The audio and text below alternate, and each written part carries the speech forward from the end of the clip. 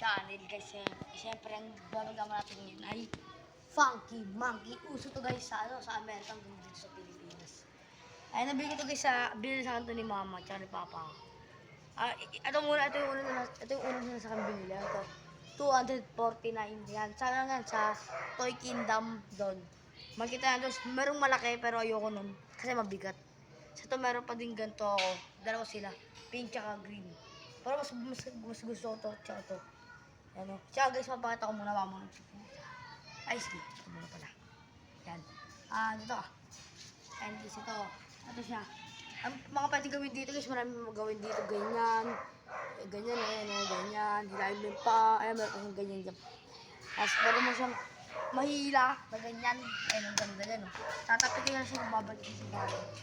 Ayan, tapos, pwede pag guys, maganyan, no? Nagaganyan talaga yan. Ayan, no? Diba? Tapos, guys, pwede pa siyang maupong ganyan. Ayan, ang gisa pwede pa yung ganyan. Yan. Kaya guys, Funky Monkey. Yan.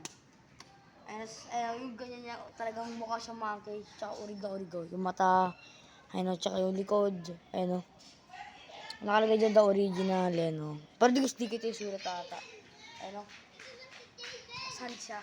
Siyempre, ang next natin ay yung pink natin na monkey. Dito tayo. Ayun siya.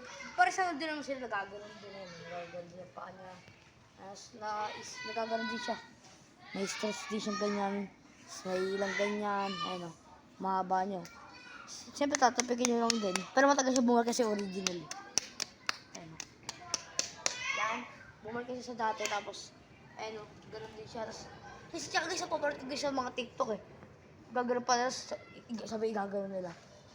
Yan guys, doon ka na sa ating video. Mag-subscribe ko sa aking channel bago yan.